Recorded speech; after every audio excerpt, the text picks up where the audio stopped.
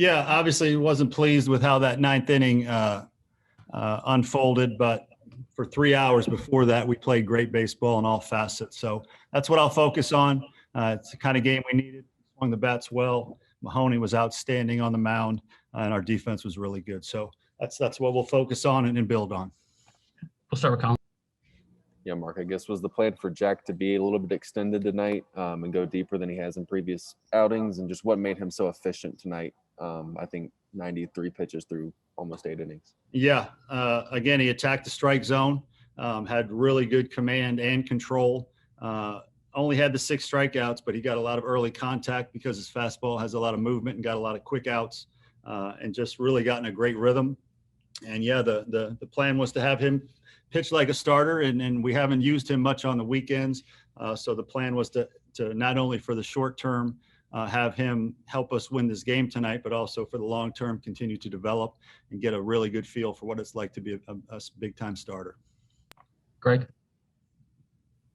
Mark, you talk about swinging the bats well. Noah Myers with that grand slam. I guess just what was kind of the reasoning in putting it in the lineup today, and how pleased were you to see that for him? Well, Burgess, got really banged up this past weekend, so he was not available for us tonight.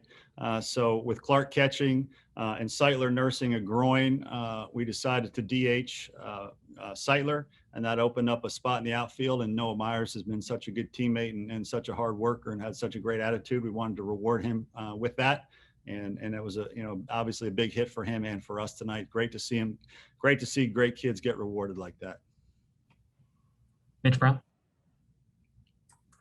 Coach, obviously it's one game at a time for you guys, but for you guys to have this game to finish out the homestand, also to kind of bounce back from that last game in the Arkansas series and going into this weekend, just how important is it to see your guys put games like that behind them and get back out here and actually swing the bats well tonight? Yeah, we've been doing that all year, Mitch. We've been doing it all year. Can't have our record against this schedule without being able to really bounce back and do it pretty quickly most of the time. That's something that we've really tried to emphasize with this team, and they've done a really good job with it. Is you can't get too high or too low based on the last game. You just have to put it behind you, learn the lessons of the game, win or lose, and come out ready to play the next game and try to go 1-0 in that game. And this group has done a really nice job with that. Colin?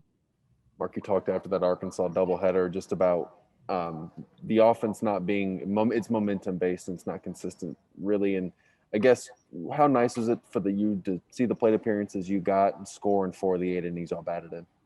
Yeah, and again, our offense, it starts with Brady Allen and Wes Clark, and when they're going well, it seems like everything kind of falls into place behind them. And they both were tremendous tonight. Brady was on base 4 times, Clark was on base 5 times, and I thought when they're going well and other guys, are following suit, we have a chance to be really good. And we want our offense to match our pitching in terms of the level that it's performing. And we'll continue to look for ways to try to help them. And tonight obviously was a good night for us. Phil? Yeah. Hey, Mark. Going back to Jack, how big a role can he play for you guys when you get into the postseason? When you see him pitch like this, in your mind, how critical could he be for you guys when you get stretched out in postseason play? Well, as we all know, I'm not going to take anything for granted with postseason. I don't want to jinx it or anything along those lines. Baseball is a crazy sport. But if you do get to postseason, occasionally you need a 4th starter. If you get in a loser's bracket, you may need a 4th or 5th starter. You hope to go through it and win 3 in a regional and win, in 2 or 3 games in the super. Obviously, you don't go more than 3 in a super, so you wouldn't need a 4th or 5th starter.